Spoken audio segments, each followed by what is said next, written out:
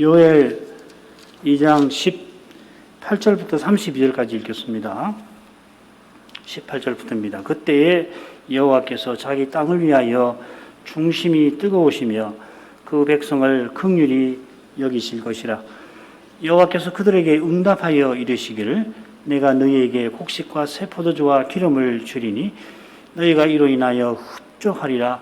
내가 다시는 너희로 열국 중에서 욕을 당하지 않게 할 것이며 내가 부편 군대를 너희에게서 멀리 떠나게 하여 메마르고 적막한 땅으로 쫓아내리니 그 전군은 동해로 그 후군은 서해로 들어갈 것이라. 상한 냄새가 일어나고 악취가 오르니 이는 큰 일을 행하였음이니라 하시리라.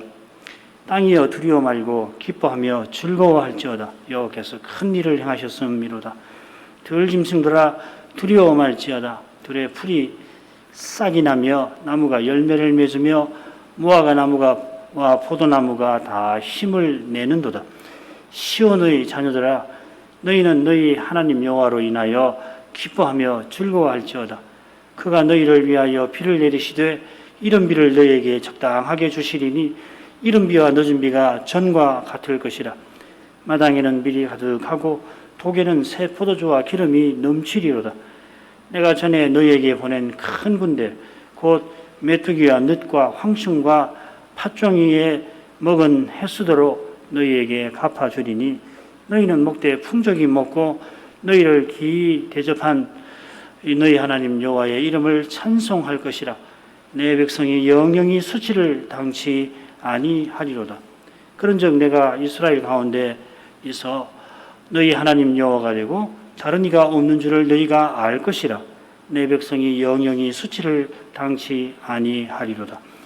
그 후에 내가 내 씨를 만민에게 부어주리니 너희 자녀들이 장래일을 말할 것이며 너희 늙은이는 꿈을 꾸며 너희 젊은이는 이상을 볼 것이며 그때에 내가 또 내 신으로 남종과 여종에게 부어줄 것이며 내가 이적을 하늘과 땅에 베풀리니 곧 피와 불과 연기 기둥이라. 여호와의 크고 두려운 날이 이르기 전에 해가 어두워지고 달이 핏빛같이 변하려니와 누구든지 여호와의 이름을 부르는 자는 구원을 얻으리니 이는 나 여호와의 말대로 시온산과 예루살렘에서 피할 자가 있을 것이며 남은 자 중에 나 여호와의 부름을 받을 자가 있을 것임이니라. 여기까지입니다. 요엘 선지자가 책 전반부에서 2장 17절까지죠. 여호와의 재앙에 관해서 경고를 했죠. 후반부에서는 여호와의 구원을 예언합니다. 절수를 세어보니까 이 전반부 1장 2절부터 해가지고서 2장 17절까지가 36절이고 후반부도 역시 그러합니다. 이 본래 장절은 뭐 선자가 나눈 게 아니니까 뭐 거기에 많은 의미를 부여할 필요는 없을 것입니다. 단어를 세어본다든지 그러면 의미는 있을 거예요. 적어도 요엘이 다른 성경 저자와 마찬가지로 얼마나 마음을 기울여서 성경을 기록했는지 헤아려 볼만합니다.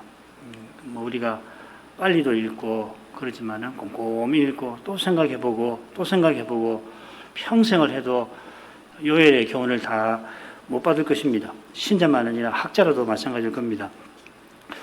요엘 강의 첫 시간에 이 후반부의 줄거리를 간단히 생각했고 지금 프린트물 갖고 계시면 위에 있죠. 열국에 대한 여호와의 심판이 이 3장 1절부터 15절까지 한 군데에 길게 나옵니다. 가장 길죠. 열국에 대한 심판은 언약 백성에게 구원을 뜻하겠습니다. 바로 그 주제가 이 후반부 처음과 끝에 나옵니다. 열국을 심판하시는 하나님은 이 언약 백성을 열국 중에서 구원하십니다. 2장 18절부터 22절까지. 그리고 그 구원은 영원한 구원입니다. 3장 18절부터 21절. 아울러서 이 구원은 특별히 이 시온의 남은 자들, 시온의 자녀들이 얻을 복이라 하였습니다. 그 복은 특별히 이 성신 강림에 있고요. 2장 23절부터 32절인데 28절부터 32절에 나오죠. 그리고 이 거룩한 예루살렘에 있습니다. 이게 3장 16절, 17절. 매우 조직적으로 정교하게 내용을 줄거리를 만들고 있습니다. 이 줄거리를 잘 살펴야지 사실은 그 안에 들어있는 내용도 조금 더 정확하게 알 수가 있을 겁니다. 자, 처음 부분으로 가죠. 2장 18절부터 22절. 하나님께서 열국 중에서 구원하신다는 내용. 선자는 18, 19절 상반절까지 여호와께서 자기 백성을 불쌍히 여겨서 곡식과 새 포도주와 기름을 흡족하게 주실 것이라 예언합니다. 아울러서 19절 하반절부터 20절에서는 열국 중에서 다시는 욕을 당하지 않게 하려 당하게 않게 하실 것이라 하였습니다. 그리고 다시금 선자는 처음 부분과 마찬가지로 여호와께서 큰 일을 행하사 특별히 농사가 잘 되게 하실 거라 하는 걸 21, 22절에 예언합니다. 요컨대 여호와께서 메뚜기 재앙과 가뭄 재앙과 군대 재앙을 내리셨고 내리실 텐데 장차 그 재앙에서 벗어나서 약속하신 언약의 복을 얻을 것입니다. 언약의 복은 두 가지입니다. 풍성함과 안전함인데 계속해서 오늘 그 내용을 우리가 확인하게 될 겁니다. 그러면 18, 19절 상반절 읽겠습니다. 그때에 여호와께서 자기 땅을 위하여 중심이 뜨거우시며 그 백성을 긍휼히 여기실 것이라. 여호와께서 그들에게 응답하여 이르시기를 내가 너희에게 곡식과 새 포도주와 기름을 주리니 너희가 이로 인하여 흡족하리라. 이 18절 처음에 그때에 이렇게 번역이 되어 있습니다만은 원문에는 이 없는 말입니다. 원문에 없긴 하지만은 이렇게 새길 만한데 이제 살필 내용이 장차 여호와께서 구원하실 그날에 있을 일들이라 하는 것입니다. 내가 다시는 너희로 열국 중에서 욕을 당하지 않게 할 것이라. 이런 말씀에서 지금 살피는 말씀이 복된 장래에 관한 것임을 잘 알게 됩니다. 그러니까 18절에 그때는 이 복된 장래를 가리킬 겁니다. 아울러 한글 개역 성경을 보시면은 20절부터 20절까지 여호와께서 응답하여 이르신 말씀으로 보고 있는 것이죠. 그죠? 19절에 보면 여호와께서 그들에게 응답하여 이르시기를 하고 그게 어디서 끝나느냐면 20절에서 끝나는데 그 끝나는데 보면은 하시리라 이렇게 번역을 했죠. 그러니까 이 번역을 따르면 여호와께서 응답하실 일이라는 게 지금 선지자가 활동하는 그 시대가 아니라 앞으로 올 미래에 속한다는 것을 가리키고 있습니다. 그때 여호와께서 백성의 마음을 돌이키게 하실 것입니다. 요엘 선지자가 메뚜기 군대 재앙에서 금식하며 슬퍼하라 촉구했던 참된 회개가 장차 있을 것입니다. 요엘 시대의 백성은 선자의 권면을 받지 아니하여 열국 중에서 모욕을 당하게 됩니다마는 장차는 말씀을 조차 회개하여서 그런 일을 당하지 아니할 것이다 하는 것입니다. 자, 좀 더 내용을 자세히 보죠. 여호와께서 자기 땅을 위하여 중심이 뜨거우십니다. 자기 땅은 가나안을 가리키겠고 결국은 언약 백성을 뜻하겠죠. 그래서 이 평행되는 거기 보면 그 백성, 자기 백성이라는 말이죠. 그죠? 자기 백성을 긍휼히 여기신다. 여호와께서 자기 땅을 위하여 중심이 뜨거우실 것이다 했는데 이 표현은 흔히 질투하신다 하는 말입니다. 이것과 이 내용을 가장 잘 반영하는 것이 스가랴 8장 2절이라고 생각되는데 읽겠습니다. 만군의 여호와가 말하노라 내가 시온을 위하여 크게 질투하며 그를 위하여 크게 분노함으로 질투하노라. 여기서는 질투하노라 이렇게 번역을 했습니다. 여호와께서 시온을 위하여 질투하셔서 시온에 돌아와서 예루살렘에 거하시는 걸 가리킵니다. 그 결과로 예루살렘은 진리의 성읍이 되고 여호와의 산은 성산이라 일컬어질 것입니다. 지금 요엘도 바로 그런 뜻으로 여호와의 질투하심을 말하고 있습니다. 그러니까 이 질투는 여호와의 거룩한 사랑에서 나온 것이죠. 긍휼히 여기실 것이라. 이 사랑이 거룩하여서 배도한 자기 백성을 심판하십니다마는 자기 백성이 파기한 언약을 이 사랑에 이끌려 친히 이루십니다. 바로 이것이 그리스도의 십자가에서 일어난 일입니다. 이런 사랑에 이끌려서 여호와께서 자기 백성을 긍휼히 여기십니다.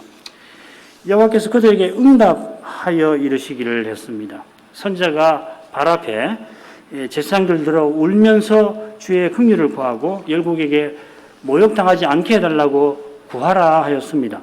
회개하라 하였습니다. 고면하는 선지자가 외로이 그렇게 간절히 구했겠죠. 선지자의 말씀을 듣는 이들도 그리했을 겁니다. 당장에는 제사장들이 요엘의 권면을 받들지 아니합니다. 그러니까 2장 17절하고 2장 18절을 붙여서 읽으면 안 된다는 겁니다. 19절을 떼어서 읽어야 하는 겁니다. 그래서 줄거리가 중요하다 하는 것입니다. 얼른 읽으면 붙여서 읽기가 쉽거든요. 제사장들이 회개하니까 그 기도에 응답하셨구나 이렇게 읽기가 쉽은데 끊어야 합니다. 그래서 당장에는 제사장들이 요엘의 권면을 받들지 않습니다. 유다는 바벨로니아에 망합니다. 선자의 말씀을 듣던 이들도 포로 잡혀갑니다. 그러나 선자의 와 그들의 간구가 헛되지 아니합니다. 당장에는 이루어지지 않아 보입니다만은 마침내는 틀림없이 이루어집니다. 구약 성도들, 선자들이 드린 기도가 땅에 떨어지지 않고 다 이루어지는 것입니다. 우리가 성신의 감화로 드리는 기도들도 그러합니다. 당장에 즉각적으로 들어주시는 기도도 물론 있습니다만은 어떤 기도는 재림 때에 가서야 온전히 이루어질 것입니다. 우리의 구원이 그때 온전히 이루어져서 그렇습니다. 그리스도의 몸이 그때 머리신 주님께 이르니까 그러합니다. 우리가 매주일 간절히 드리는 그 기도는 그때 다 이루어지는 것입니다. 인내가 지금 여기서 우리에게 그래서 실로 중요한 것입니다. 그리고 이 인내를 위해서 하나님이 우리에게 고난을 주시는 것입니다. 신약 성경을 여러 군데 인용했는데 다 아닙니다.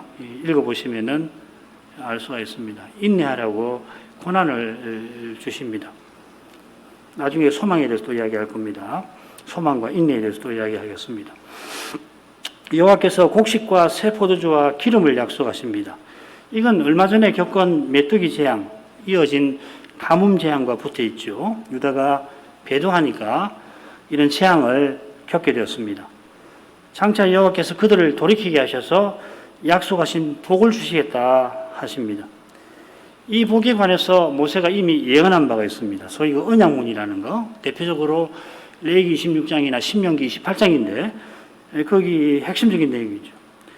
여기 이 언약문에서 약속하신 복이 둘이고 따라서 저주도 둘입니다. 서로 붙어 있죠, 그죠? 하나는 풍성한 결실입니다. 추수이고 또 자녀를 많이 낳는 거. 다른 하나는 뭐냐면은 든든한 안전입니다. 적에서 지켜주시는 겁니다.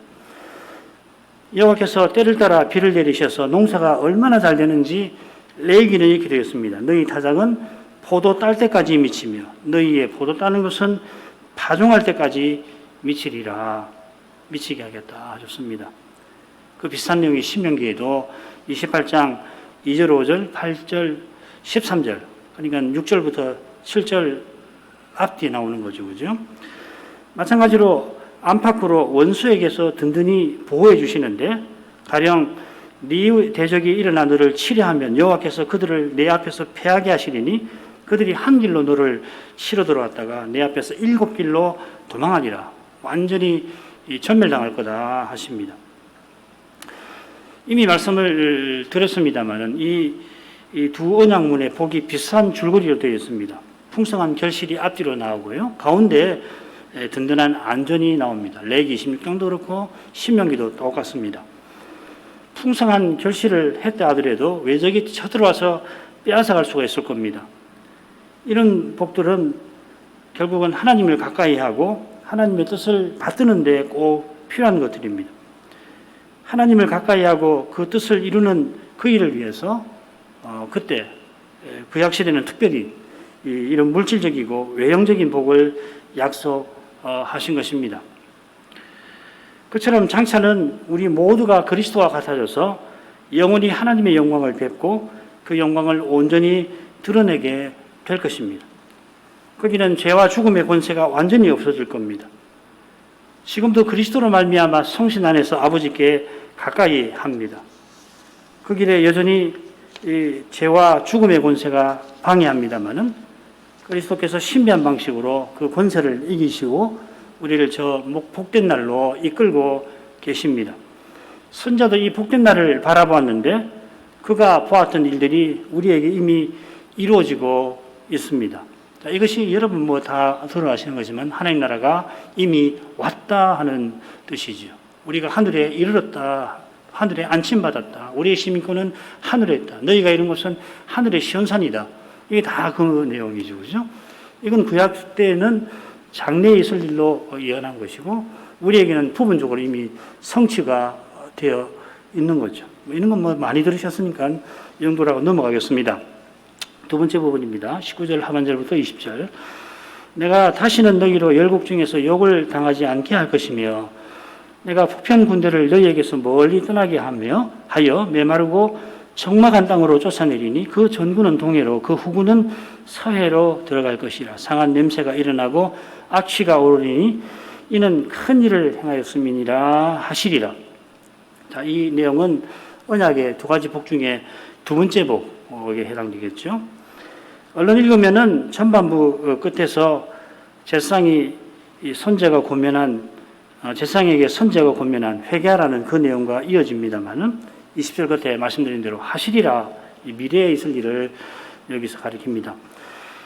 이스라엘이 열국 중에서 당하는 욕이 어떤 것인가 20절의 내용을 살펴야 합니다. 물론 지난 시간에 이 점을 이미 살폈죠. 한글 개혁이 잘 됐다고 생각되는데 이스라엘이 열국의 관할하에 있는 것이 이 열국에게 욕을 당하는 것이라고 말씀을 드렸죠. 이렇게 보는 것이 좋은데 이것은 20절에 나오는 북편 군대와도 붙어 있습니다. 북편 군대가 정확하게 누구를 가리키는가 단정하기는 어려운데 이 군대가 결국 패망하니까 유다를 공격한 이 바벨로니아로 보는 것이 좋습니다. 바빌로니아가 유다를 무너뜨리고 포로 잡아갈 때 유다는 열국 중에서 모욕당했습니다. 그런 일이 다시는 일어나지 않게 하겠다, 없게 하겠다 약속하십니다. 여호와께서 이스라엘의 원수를 철저히 심판하신다는 내용입니다. 이 주제가 둘째 대목 한가운데 요엘 3장 1절부터 15절이 바로 그 주제일 겁니다. 20절은 여호와께서 철저히 심판하시는 모습을 그려낸 것이라 하겠습니다. 자, 좀 더 자세하게 보죠. 여호와께서 북편 군대를 멀리 떠나게 하시는데 메마르고 적막한 땅으로 쫓아내십니다. 이 정확한 표현이 어디 나오냐면 아시리아를 심판하시는 내용에 그대로 나옵니다. 스바냐 2장 13절 읽겠습니다. 여호와가 북방을 향하여, 똑같은 말입니다. 이 북편이라는 말하고 짜포니라는 말인데 이 요엘은 짜포니에서 북쪽 사람, 북쪽에 가는 자, 북쪽 사람이라고, 그런데 그 북편 군대라고 번역했습니다.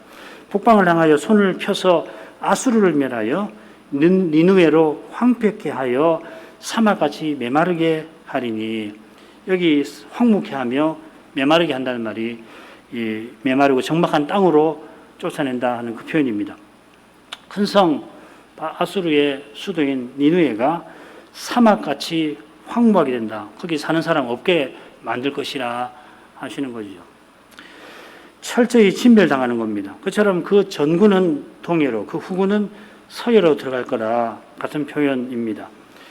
이 자주 나오는 표현은 아닌데 동해는 지중해, 그리고 서해는 사해를, 여매를 가리키기도 하지만은 스가랴 14장 8절에 나오는 동해와 서해로 보는 것이 좋습니다. 동쪽으로 있는 바다, 서쪽으로 있는 바다, 이렇게.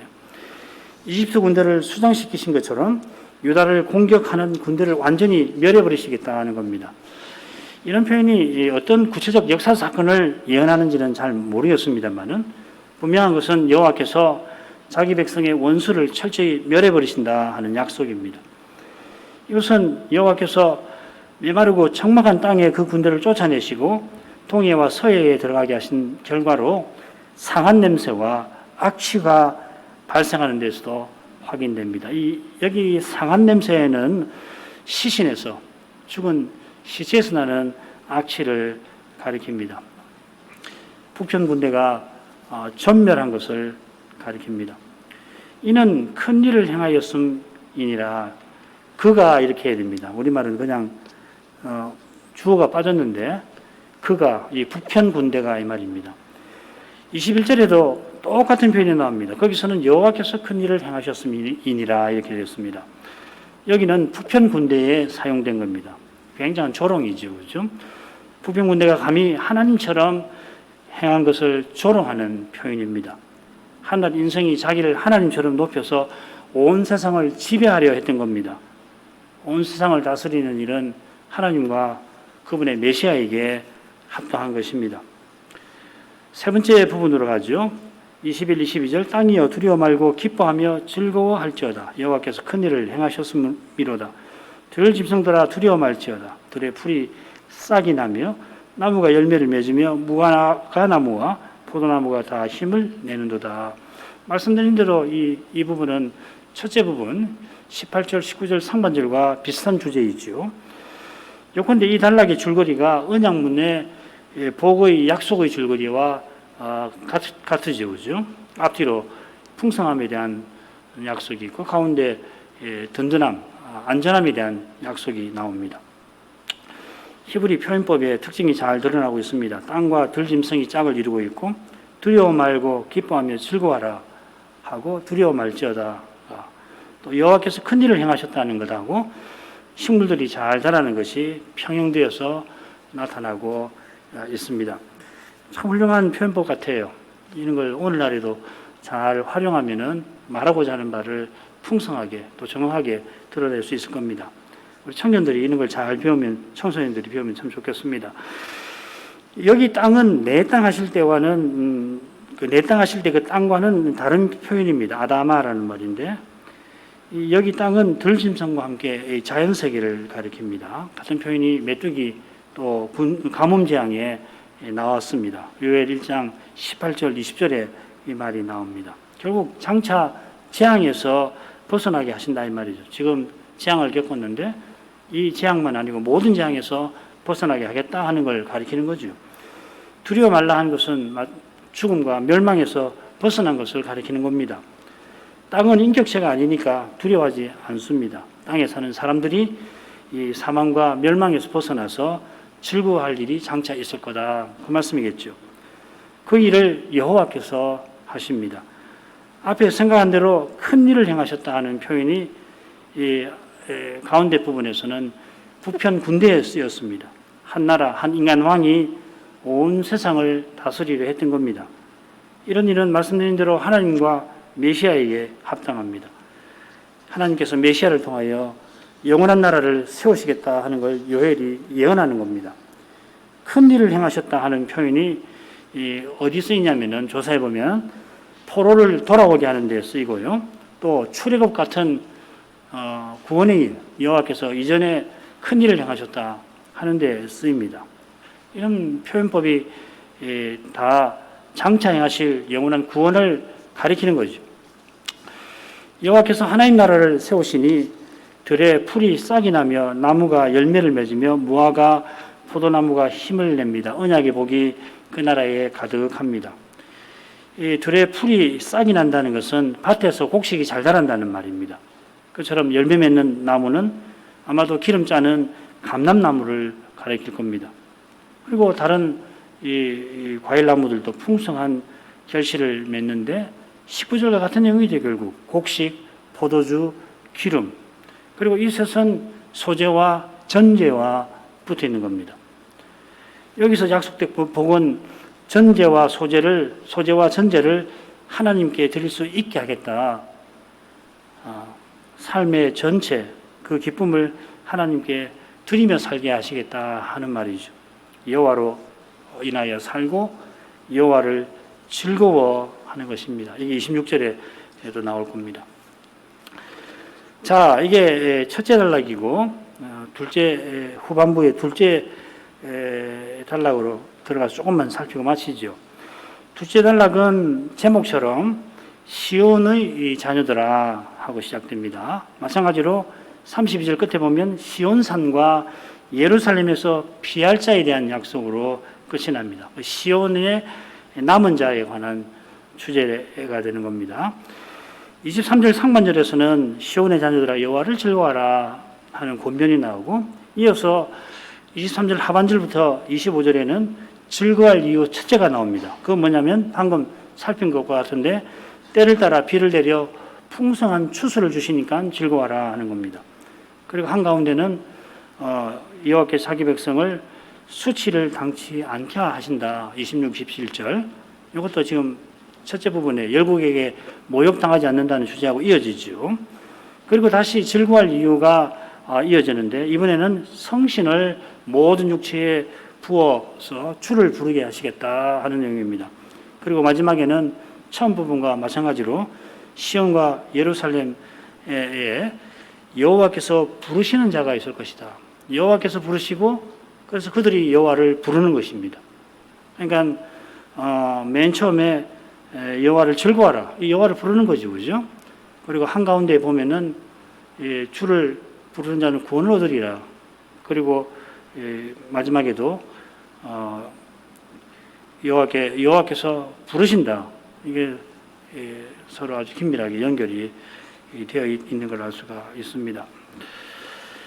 자, 23절 상반절 있습니다. 시온의 자녀들아 너희는 너희 하나님 여호와로 인하여 기뻐하며 즐거워할지어다. 요엘에 이 시온이라는 게 말이 7번 나옵니다. 여호와께서 장차 시온의 군대를 이끌고 쳐들어가실 것이다 했지요. 2장 1절에 나옵니다. 그러나 시온을 아주 버리지 아니하십니다. 오히려 시온을 회개케 하고 시온을 회복시키십니다. 여기 이 시온도 장차 되는 이 시온을 가리킬 겁니다. 그 각주에 나오는 내용을 읽어보시면은 이 소선지서가 얼마나 이게 서로 연결되어 있는가를 짐작할 수가 있는 내용이니까 관심 있는 분들은 읽어보시면 좋겠습니다. 시온이 12 소선지서 어디 얼만큼 나오는가 하는 겁니다. 23절은 그러니 하고 시작됩니다. 여호와께서 장차하실 일을 인하여 시온의 자녀들들어 기뻐하라 권합니다. 이들이 짝을 이루는 부분에서 마지막 32절 하반절에서 누구인지 그 정체가 분명해집니다. 시온산과 예루살렘에서 피할 자하고 남은 자 중에 여호와의 부르심을 받을 자들입니다. 자, 자세한 내용은 다음 시간에 살피도록 하죠. 다만 지금 선자가 말하는 시온의 자녀들은 지금 선지자의 말씀을 듣는 이들처럼 장차 선자의 말씀을 좇는 이들입니다. 지금이 2번 나왔는데 여기라고 해야 되겠습니다. 다만 여기 이 선자가 말하는 시온의 자녀들은 지금 요엘이 전하는 말씀을 듣는 이들과 마찬가지로 장차 선자의 말씀을 좇는 이들이겠죠, 그죠? 신약 시대에 우리도 포함이 되겠죠. 선자는 너희 하나님 여호와라 하며 여호와께서 자기 백성을 위해서 언약 이루실 것을 이렇게 암시합니다. 언약의 핵심은 여호와께서 우리 하나님 되시고 우리가 여호와의 백성 되는 겁니다. 하나님께서 언약의 말씀을 조차 다스리시고 그 말씀에 우리가 순종하는 겁니다. 이 관계는 이 하나님의 아들 메시아를 통해서 맺어집니다. 그래서 하나님과 우리의 관계는 결국 아버지와 아들의 관계도 되는 것입니다. 우리의 기쁨은 언약의 하나님께 있습니다. 여호와로 인하여 기뻐하라고 새겼는데 여호와를 기뻐하라 새기는 것도 좋고 저는 이게 더 낫다고 생각합니다. 하나님이 우리의 기쁨이십니다. 하나님 안에서, 그러니까 여호와로 인하여 즐거워하라는 표현이나 여호와를 기뻐하라는 표현이 시편에 둘 다 나오는데 원문으로는 똑같습니다. 하나님을 즐거워하라 이렇게 번역하는 것이 좋다는 것입니다. 하나님 안에서 우리가 참으로 기뻐합니다. 하나님께서 주신 것이라 기뻐하는 거죠. 바로 거기에 우리의 구원이 즐거운 이유가 있습니다. 하나님을 떠난 구원이란 없습니다. 그처럼 하나님께서 주신 것이니 고난도 우리가 즐거워하는 것입니다. 고난 자체는 결국 즐거워하거나 할 수도 없는 것입니다. 고난 중에서 특히 이 고난을 주시는 이유를 알지 못해서 더 괴롭지요. 고난도 괴롭고 그 이유를 모르니까 더 괴롭습니다만은 그분의 사랑을 마침내 알고 즐거워하게 하십니다. 지금 요엘 선지자가 시온의 자녀들아 여호와를 인하여 즐거워하라 전할 때에 선자처럼 사는 이들의 눈앞에는 괴로운 현실이, 나라가 망하는 현실이 펼쳐져 있습니다. 이건 대한민국이 망하는 것보다도 훨씬 심각한 상태입니다. 대한민국이 망해도 얼마나 괴롭겠습니까? 나라가 형통해야지. 만약에 나라가 이런저런 이유로 망한다면은 한 사람의 생애에서 그만큼 두려운 일이 없겠지만은 지금 언약의 나라가 망하는 건 그보다 훨씬 더 심각한 거 아닙니까? 그런 현실에서도 그들이 여호와를 바라며 즐거워하게 하시는 것입니다. 그 다음 부분 넘어가죠. 23절 하반절부터 25절입니다. 그가 너희를 위하여 비를 내리시되 이른 비를 너희에게 적당하게 주시리니 이른 비와 늦은 비가 전과 같을 것이라. 마당에는 밀이 가득하고 독에는 새 포도주와 기름이 넘치리로다. 내가 전에 너희에게 보낸 큰 군대 곧 메뚜기와 늑과 황충과 팥종이에 먹은 횟수대로 너희에게 갚아 주리니. 즐거워할 이유가, 여호와를 즐거워할 이유가 장차 주실 복이 있는데 그 복은 25절에 언급되었듯이 전에 내리신 재앙과 붙어 있습니다. 메뚜기 재앙이 25절에 언급되어 있죠. 마찬가지로 중간에 밀, 곡식, 새 포도주, 기름이 나옵니다. 메뚜기 재앙과 이어지는 가뭄 재앙에 소재와 전제를 드리지 못했는데 장차는 하나님을 얼마든지 온전히 예배할 수 있게 하시겠다 하는 겁니다. 바로 이것이 짝을 이루는 부분 28절부터 32절 핵심 주제죠. 성신을 부어주셔서 하나님을 예배할 수 있게, 하나님을 부를 수 있게 하시겠다. 예배의 핵심이 하나님을 부르는 거 아니에요. 곡식이 있어서 그 자체로 하나님을 예배하는 거 아니고 성신을 부어주셔서 결국 죄와 죽음의 권세를 이기고 하나님께 나아갈 수 있게 하겠다 그 말씀이죠. 그러니까 선자는 장차 주실 이 복을 예언하면서 모세 언약문에 나온 복을 들고 있는 겁니다. 그 복은 말씀드린 대로 풍성한 결실과 든든한 안전입니다. 이른 비와 늦은 비를 적당하게 주셔서 농사가 잘 되어 풍성한 추수를 거두게 하십니다. 그처럼 가뭄과 기근이 들지 않게 하십니다. 그런 점에서 요엘 선자는 최근에 경험한 메뚜기 재앙을 들고 있는 겁니다. 메뚜기, 늑, 황충, 팥종이가 먹은 횟수대로 갚아줄 거다 하셨습니다. 이는 당한 재앙만큼 그만큼 복을 내려주시겠다 하는 뜻이겠죠. 구약시대 사람들이 누리는 물질적인 복을 말했지만은 이 물질적인 복은 영원한 나라에서 누릴 신령한 복을 가리킬 겁니다. 배도하여 재앙당했으니까 돌이켜 복을 얻게 하실 일도 포함될 겁니다. 이게 신령한 복 아닙니까? 이 복은 영원히 삼위의 교제에 다가가서 삼위의 영광을 뵙는 겁니다. 이런 내용이 짝을 이루는 넷째 단락에서 분명히 드러날 겁니다. 성신을 영원히 내주하게 하셔서 그래서 영원히 하나님께 다가가게 하십니다. 마찬가지로 우리가 하나님 나라를 상속할 것입니다. 아버지의 나라를 상속하는 거죠. 하나님 나라를 상속하니까 그 나라는 아버지의 나라입니다. 가나안 땅에서 각 기업이 기업을 얻어서 그 기업에서 메시아와 그분의 나라를 바라보도록 하셨는데 메시아가 마침내 세상에 오셔서 하나님 나라를 세우셨고 장차 다시 오셔서는 우리 각자가 메시아 안에서 이 나라를 상속하게 하실 것입니다. 실로 고귀한 신분입니다. 얼마나 고귀하냐면 그리스도와 함께 천사도 다스리게 하실 겁니다. 이게 얼마나 놀라운 복인지는 그때 가봐야 우리가 제대로 알겠죠. 물론 하나님 나라가 이미 우리에게 임하여서 우리가 하늘에 속한 신령한 복을 이미 누리게 하십니다. 에베소서 1장 3절이 그겁니다. 우리 주 예수 그리스도의 아버지께서 그리스도 안에서 하늘에 속한 모든 복을, 신령한 복을 우리에게 복 주셨다. 우리는 이 주신 이 신령한 복을 통해서 장차 주실 복을 그러나 그저 헤아려 볼 뿐입니다. 가령 그리스도와 같아지게 하시는 상태가 얼마나 복될까? 그걸 헤아리려면 바울 사도의 삶을 통해서 짐작할 수가 있겠습니다. 그런데 이 바울이 셋째 하늘에 올라가서 말할 수 없는 말을 들어도 사람이 가히 이르지 못할 말이다. 틀림없이 들었는데 지금 여기서는 말할 수가 없다고 한 것처럼 지금 사도가 이곳에서 무수히 겪었던 고난과 시련과 핍박이 전혀 없고 또 죄와 죽음이 전혀 없고 육신과 세상과 마귀의 공격에서 완전히 벗어나서 매 순간 그리스도를 완전히 드러내는 그런 상태는 상상조차 하기 힘들 것입니다. 우리가 바라고 바라지만은 어떤 상태일까? 때로는 그런 세상이 오긴 할 건가? 왜냐하면 우리 앞에 현실은 너무도 다르니까. 하나님 나라를 말하지만 정말 하나님 나라 어디 있나? 그런 의문이 들고 하나님 우리에게 구원을 주신다는데 내 삶은 왜 이렇지? 나는 왜 이런 일을 당해야 하는가? 그런 생각이 들게 현실이 전개되지 않아요? 상상조차 힘든 만큼 장래 소망은 지금 우리 안에 인내를 낳습니다. 그리스도에 대한 소망의 인내라는 표현이 데살로니가 전서에 나오는데 그것입니다.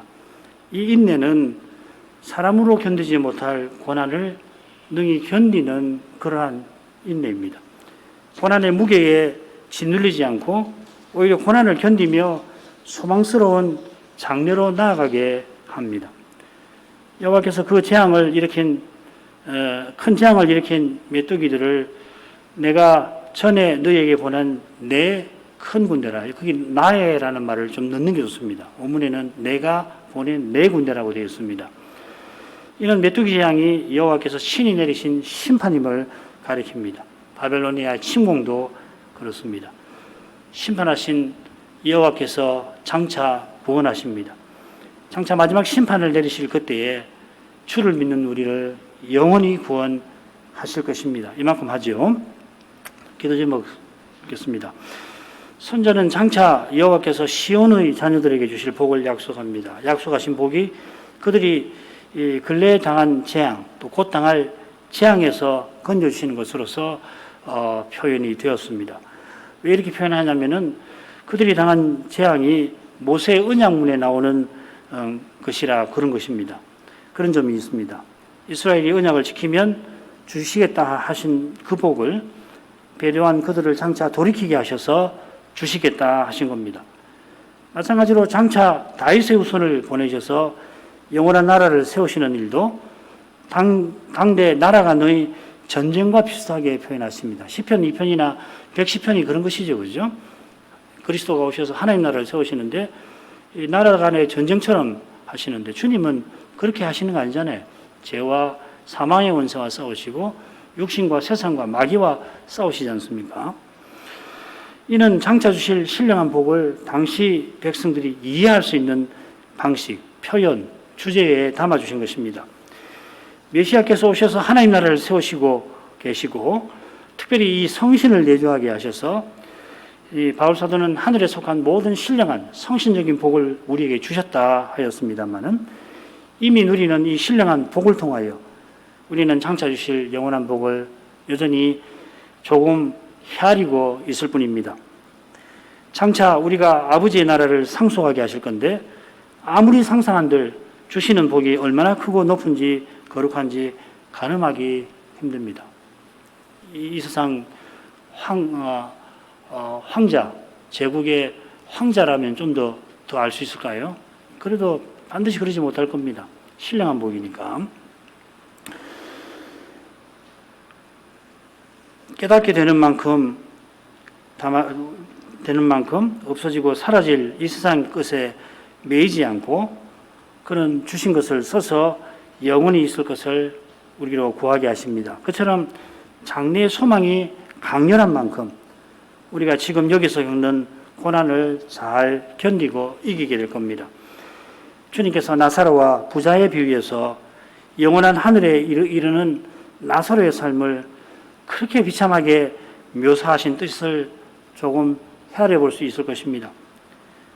이 비유를 보시면은 정말 비참하거든요. 그냥 가난하고 그리고 병난 정도만 아니에요. 자세히 읽어보면. 그렇게 비참할 수 없습니다. 하늘에 이를 나사로의 이 땅에서 삶을 그렇게 묘사하셨는데 그 뜻이 뭘까? 하나님 나라에 들어가려면 많은 환난을 겪어야 할 것이다. 사도가 교훈하였습니다. 그처럼 하나님 나라를 얻은 이는 인자를 인하여 미움과 배척과 모욕과 비난을 받는다고 주님은 알려주셨습니다. 고난 중에 장래 소망을 더욱 바랄 것입니다. 우리의 탄식은 그저 고난의 무게에 짓눌린 것만 아니라 현재 고난과 비할 수 없이 무거운 소망의 무게에 짓눌린 결과입니다. 우리 탄식은 그래서 이미 주님의 해답에 속합니다. 신자의 탄식은 불신자의 탄식과 다른 것이에요. 소망이 있어서 나오는 탄식이거든요. 우리에게서 탄식이 나올 때 그 탄식을 잘 보면 소망과 관련되어 있는 거예요. 바울은 뭐 얼마나 통찰력이 높은지 영광의 무게에 의해서 탄식이 나온다. 아직 저는 잘 모르겠어요. 성경을 쭉 주의해 보면은 바울이 그렇게 말하는데 그 깊이는 뭐 여전히 저로서는 헤아리기가 힘듭니다. 우리가 당한 이 시대와 우리 앞에 현실을 볼 때에 이런 기도가 우리에게 친구 마냥 따를 것 같습니다. 주님의 무한 자비하심을 우리가 구할 것입니다. 신학교와 신학생들 위해서 기도해 주시기 바랍니다. 기도하겠습니다. 같이 기도하겠습니다. 거룩하신 아버지, 요엘이 장차 여호와께서 시온의 자녀들에게 복 주실 일을 예언한 그 말씀을 이날에 살폈습니다. 선자가 전한 말씀에 여전히 저희로서 알기 어려운 내용이 많이 있음을 고백합니다. 더욱 성신의 감화를 구하게 됩니다. 성신께서만 선자가 전한 그리스도와 그분의 나라에 관하여 바르게 깨닫게 하실 것입니다. 성신께서 하나님의 영이신 심으로 하나님 마음에 감추인 비밀을 홀로 아시고 이 비밀을 마침내 사도들에게 또 사도들을 통하여 우리에게 알리셨습니다. 그처럼 성신께서는 예전에도 그리스도의 영으로서 선자들에게 영감을 베풀어 오실 그리스도를 전하게 하셨습니다. 심지어 그리스도께서 다시 오시는 그때에 있을 일도 이상 가운데에서 보이시고 교훈하도록 하셨습니다. 성신께서 전한 말씀을 제대로 깨닫게 하려고 선지자로 하여금 당시 백성들이 익숙한 그 현실을 들어서 여호와의 날에 여호와께서 베푸실 복을 전하게 하신 줄 압니다. 이러한 말씀을 깨닫고서 그들이 오실 메시아와 하나님 나라를 소망하면서 그 시대를 이기게 하셨습니다. 그들이 메시아와 하나님 나라에 관하여 깨닫는 것이 메시아께서 오신 이후에 우리 신약 백성이 깨닫는 것에 비하면은 여러 면으로 부족했겠지만은 성신께서 오실 메시아를 믿는 그 믿음을 쓰셔서 그들이 고난을 틀림없이 이기게 하셨습니다. 주님께서 선지자와 왕들과 의인들이 보고자 하고 듣고자 하던 그것을 사도와 제자들에게 오늘날 우리에게 듣고 보게 하셨습니다. 장차 오리라 하던 그 나라에 이미 우리가 들어가게 하셨습니다. 우리가 그리스도로 말미암아 성신 안에서 아버지께 나오게 하십니다. 하늘 예배에 참여하게 하셨습니다. 그처럼 그리스도는 자기 안에서 하나의 새로운 사람을, 이 놀라운 사람을 지어가고 계십니다. 이러한 점에서 저희가 이미 받은 복이 실로 큽니다. 바울 사도는 하늘에 속한 모든 신령한 복을 우리에게 주셨다 하였습니다.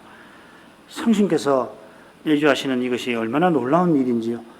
우리가 그래서 그리스도의 몸과 지체로 존재하고 살아가는 이것이 또 얼마나 신비한 일인지요. 그러나 우리에게 장차 주실 그 복은 이미 경험하게 하신 그 복과 다 붙어 있긴 하겠지만은 직접 그 복을 맛보기 전까지는 저희 생각을 넘어설 것입니다. 직접 그 복을 맛보는 순간도 경험하면서 믿기지 않을 정도로 크고 거룩할 것입니다. 바울 사도가 삼청천에 올라가서 말할 수 없는 말, 사람이 가 이르지 못할 말을 들었다 한 것처럼 지금 여기 있는 우리의 유익을 위하여서 성신께서 오늘날 우리가 알아들을 만한 그런 표현을 써주신 줄 압니다. 사도가 장차 우리가 받을 영광을 지극히 크고 영원한 것이며 또 그 영광이 무겁다 하고서 반면 우리가 지금 받는 환난은 잠시 받는 것이고 또한 가볍다고 아주 선명하게 대조하였습니다. 환난과 고난을 직접 겪을 그때에는 연약한 우리 인생에게 그보다 무거운 것이 없을 것이고 때때로 이 고난이 마치 영영이 이어질 것처럼 느껴지지만은 장차 우리에게 주실 영광은 비할 수 없이 크다 하셨으니 그 복을 직접 누리면서도 감당하기에 벅차게 느껴질 줄 믿습니다. 이러한 큰 선물을 주시려고 지금 여기서 고난을 잠시 동안 겪게 하십니다. 지금은 너무도 크게 느껴지지만은 장차 주시는 영광에 비하면은 실로 가벼운 것이라 하신 대로 주님께서 영광의 소망으로 우리와 함께 해주셔서 사람이 견디지 못할 고난을 능히 견디고 또 이기게 해주실 것을 믿습니다. 주님을 더욱 의지하며 더욱 바라보도록 하십니다. 우리가 살아가는 이 시대를 바라볼 때에 주님을 전심으로 의지하는 믿음이 절실함을 깨닫습니다. 주님 주의 백성을 긍휼히 여겨주시옵소서. 이 시대를 이길 그런 믿음을 내려주시옵소서. 예수님 이름으로 기도합니다. 아멘.